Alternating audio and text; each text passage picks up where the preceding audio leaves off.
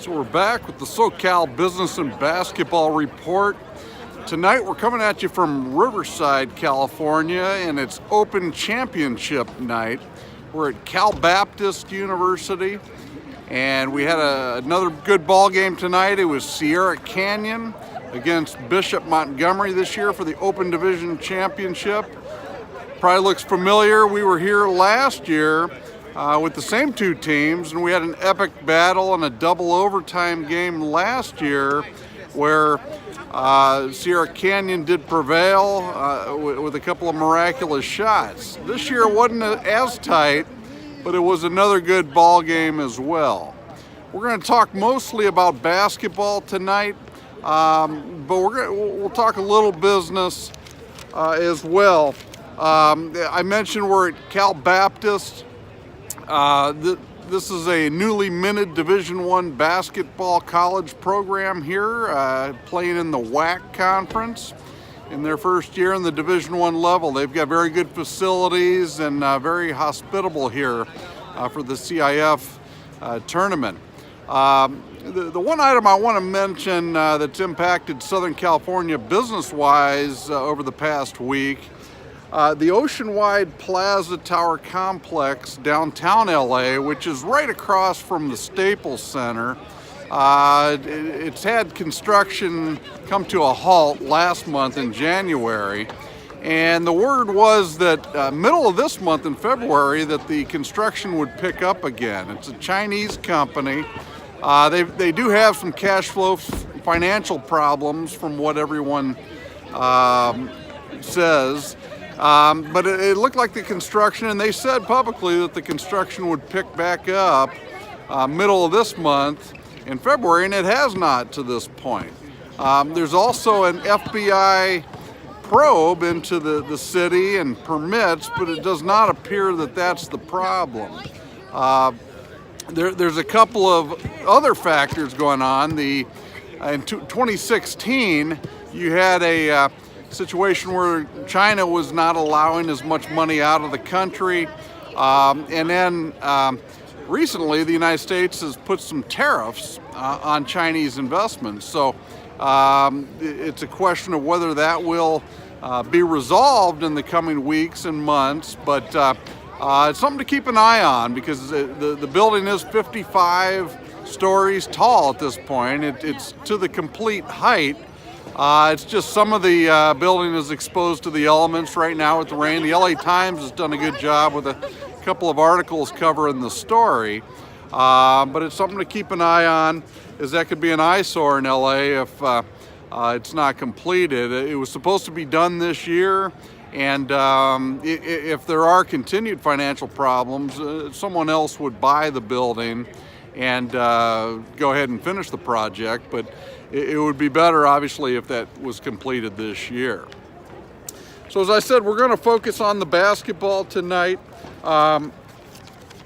The game tonight was won by Sierra Canyon.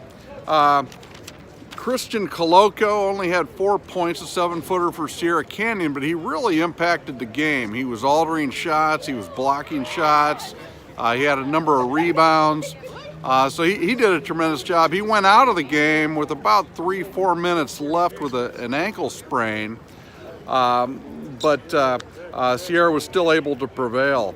I think Coach Chevalier deserves quite a bit of credit. He did a good job last year, and once again this year. They didn't have a lot of shooting on the team at Sierra Canyon, but with their athleticism, with their length, no one could really beat them. In the regular season, they did lose to Rancho Christian, but Bishop Montgomery actually, as an 8 seed, was able to beat Rancho Christian this year and make it to the finals here. I would predict as we move to the state tournament, I would expect Sierra Canyon to possibly have trouble if they run into Rancho Christian, and the other team in the state, Sacramento Sheldon, I think could give them a game. But the athleticism tonight was too much for Bishop Montgomery. Cassius Stanley had 29 points. He even hit a three-pointer one step in from half court to close the third quarter. So he was on tonight. And then Josh Vasquez for Bishop Montgomery had 19 points. Isaiah Johnson from Bishop Montgomery gave a little bit of athleticism to try to compete with KJ Martin, but in the end there just wasn't enough from Bishop Montgomery. In the earlier game, the Division I game, we had a pretty good ball game. Santa Margarita ended up winning the Division I Southern Section Championship. Last year they were in the open division, so as we move forward to the state tournament, they may shuffle the decks, and Santa Margarita could be moved to the open division for the state. They had a good ball game from Max Agbank Polo tonight, one of the better players that I've been talking about for a couple of years. He had 23 points. Jake Kyman had 14 points, and he had a big three to send the game to overtime in that Division I ball game.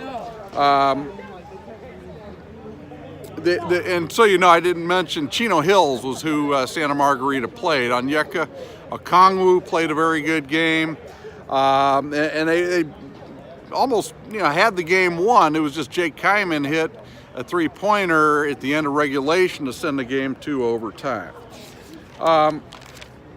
So this is the point where we talk about our all first team SoCal Business and Basketball report, and this year's team. I always tell people that this is the team that I think could beat any team in the country. And there's a couple guys on this team that are not going to play in the NBA, and there are guys in Southern California who are not on this team that will play in the NBA. But when you blend personalities and put a team together, this is the team that I think could beat any other city, any other region of the country. And we start off this year with Devin Askew, the sophomore point guard from Mater Dei. Very strong player, can shoot the ball. He's going to continue to get better, but he really caught my eye last summer in the summer league at Fairfax. His team beat Sierra Canyon. Mater Dei beat Sierra Canyon last year in the summer tournament at Fairfax. So he's the point guard this year. Joshua Christopher from Mayfair, a junior. He's our shooting guard, and he's got a little bit of wiggle at the hoop. He can pass the ball before he gets to the bucket. He's strong, strong legs, and he's from that area down there, Mayfair, where James Harden played at Artesia High School, and Joshua has 10, 15 years of detailed work on his game and perfecting his craft, but at this point he does remind me a little bit of James Harden. As James was not the player that he is today, obviously, when he was in high school at Artesia, but watch Joshua Christopher, and he's going to be a good one again next year as a senior. Our small forward this year is Max Agbank Polo from Santa Margarita. I really, over the last year and a half, I can't believe that there weren't more schools on him hard. He'll be at USC next year. Our first two players are underclassmen who will be back next year, but Max is a senior. And as the moment got bigger, the knock a little bit on Max is he's laid back, cool as a cucumber type of player, but as the moment gets bigger, you can see his intensity. Doesn't have all the strength yet, but as he works on the weight room, he's going to get better and better. And he had a fantastic year, and his team won the Division I championship tonight. Our power forward, Onyeka Okongwu from Chino Hills. I've referred to him as a mini Danny Manning in the past. Max is actually taller than him by probably an inch or two, and as they were standing together tonight, but Onyeka doesn't get as many dunks when there's the quality defensive teams that he goes up against, but he's got a lot of moves down low. He'll be headed to USC as well, and will be a teammate with Max Agbank Polo. So we're wishing him well, and I'm just happy he got through high school without the injuries, as there were always people hanging on him down in the block. Our center this year, Evan Mobley from Rancho Christian, and he's a 7-footer, only a junior, so he'll be back. His older brother will be headed to USC, so it'll be interesting to see where Evan heads. But he's our center. He represented Southern California well when they played around the country, in particular against Memphis East and James Wiseman. So Evan had a great year. They had a disappointing Southern section as Bishop Montgomery beat them early on, but look for them to bounce back in the state tournament. Next, we've got Boogie Ellis, a shooting guard from Mission Bay in San Diego, and doesn't have all the offense, but I want him on the team for his defense. He's a combo guard. He can run the point, does run the point. He can play shooting guard. He can do a lot of things for you. So he's a guy I want on the team. And then finally, Ryan Langborg, a senior from La Jolla Country Day. And Ryan is headed to Princeton. I didn't mention Boogie Ellis will be headed to Duke. But Ryan's a guy who's you need a shooter on your team, and he's a guy you trust. There are other good shooters in Southern California as well, but I would pick Ryan Langborg, and I think this team would beat any other team of players from around the country. So that's our group this year. We'll go over our second team next week, and there's lots and lots of Division I players that come out of Southern California, some of which that aren't going to make the first or second team. Give you a player, for example, Shengzi Lee from Santa Margarita, who's headed to BYU, big center. He made some big foul shots tonight in their game. Doesn't score a lot, but he's a powerful defensive force on the block, and so he's a guy, for example, this year that won't make our first team or second team. But we'll go over that team next week, and appreciate you joining us this week, closing up the Open Division Championship and the Division I Championship for the Southern section out here at Cal Baptist. So have a good night, and we'll look forward to seeing you again next week.